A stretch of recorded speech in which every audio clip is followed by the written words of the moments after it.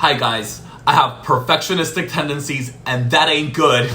In this episode of Coach Aiden, I talk about why that's a really terrible way to live.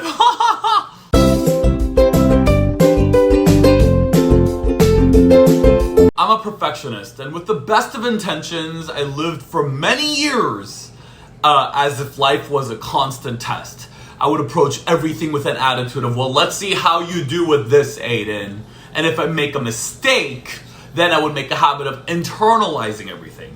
I would say, what is it that you did wrong, and why is that make you wrong? Why are you like this? What's wrong with you? Do you see what you have done? Do you see how rotten at the core you are? Ooh.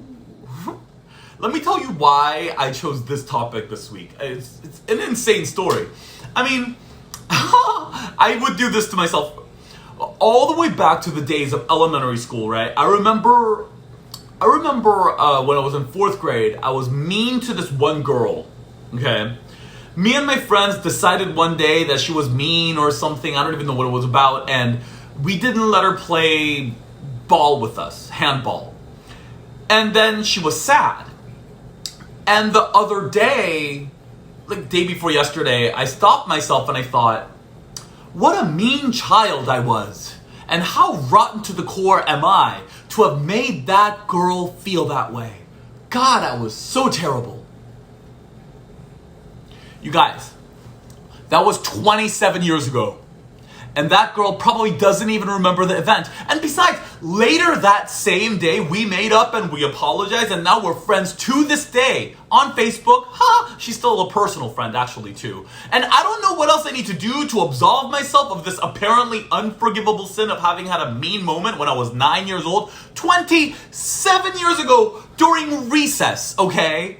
And I realized, like, wow, my standards are crazy. I don't know about you, but sometimes I review everything that happens as if I have a moment of not being nice to someone, I'm like, there's something wrong with me. It's like there's something unacceptable about me. And I start thinking, oh, well, there's your true nature that comes out again. What? It makes no sense. Then I remembered, I don't need to be perfect, okay? It's impossible to be perfect all the time. And all of that worrying about all the past mistakes I've made is draining my energy. All my expectation of expecting myself to be perfect is draining my energy. So I'm working on leaving perfectionism behind. And here are 5 reasons why perfectionism sucks. Number 1, some things are really out of your control. Do you know that you can be a world-class football player and totally lose the Super Bowl?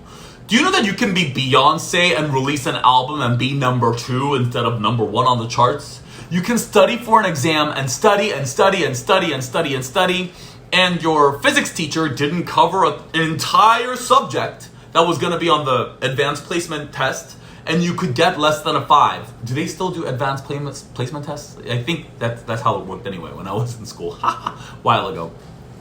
Literally all you can do is do your best. And some things are just out of your control, you know. You can plan a wedding and it can rain. You can get a boyfriend and he can die on you. That actually happened to me. Get my book, it's a good read. So if you're trying to aim for 100% of your life going the way you want as a way to measure to see if you're good enough, I can promise you, you will never, ever be good enough. Okay? I mean, Jeff Bezos can launch a rocket into space and people don't like him because his rocket ship looked like a penis. It's out of your control.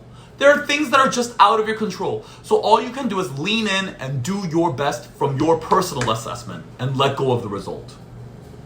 Number 2, mistakes and unwanted results are how you can continue to grow.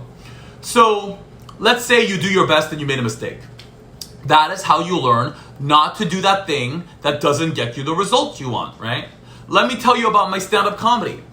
Now, if I say so myself, I'm a really good comedian. At least I think so. I mean, I laugh at my own jokes on stage. I don't care. I think I'm hilarious. I amuse myself thoroughly. But sometimes I tell jokes that do not land with anyone else. I tell some real clunkers out there sometimes. I mean, Sometimes I'll write jokes and I'll be like, this is hilarious. Everyone's going to find this to be hilarious. But I'll tell a joke and no one laughs.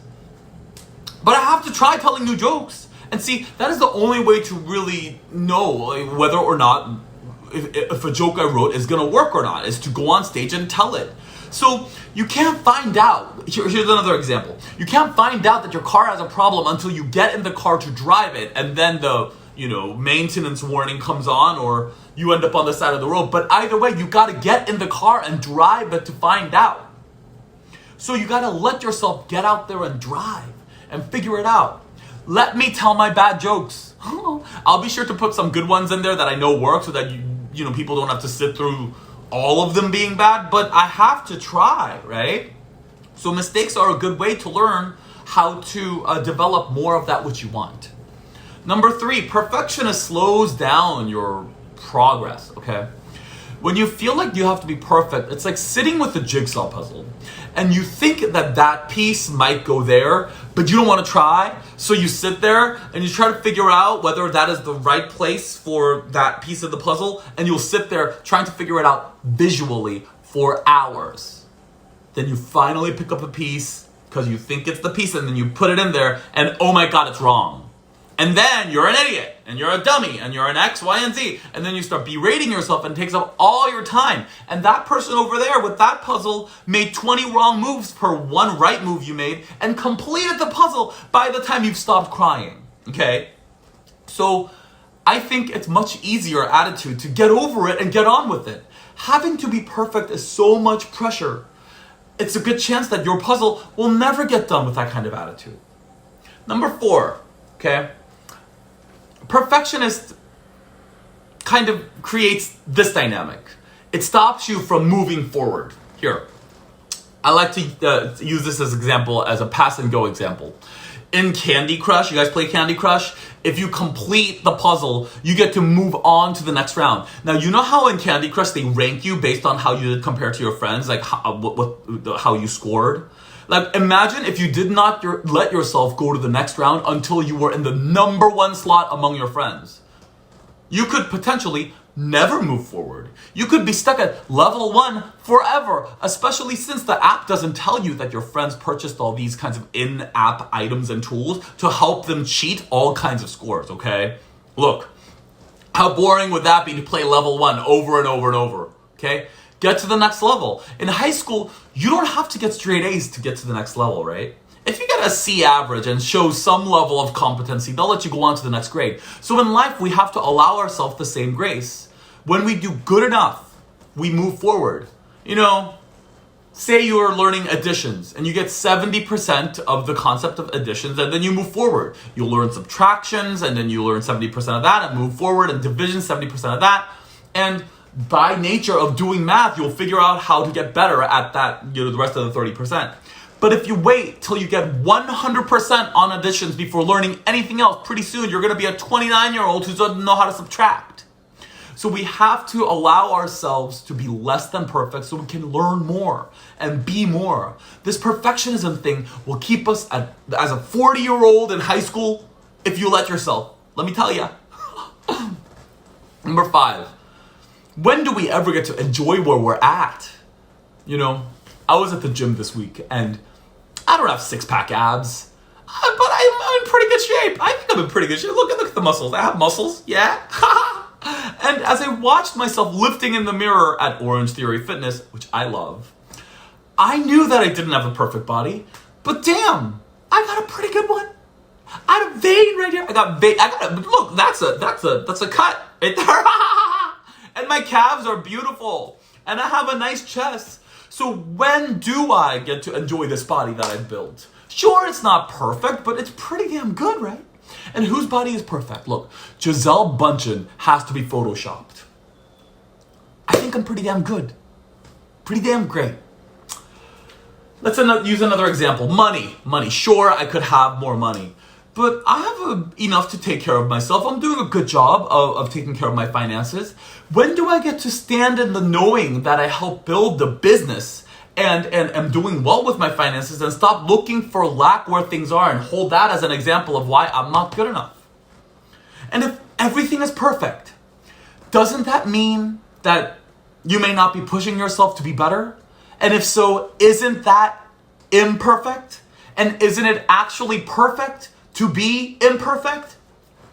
It's a wonderful thing to be able to enjoy the process and take note of where you're growing and learning as you make mistakes and you give yourself breaks. So this week, I am renewing my commitment to be kind to myself, enjoy more of life, and allow myself to be less than perfect, because I am perfectly imperfect. You guys, I hope you have a great week. I will see you next week. Thanks for watching. Bye.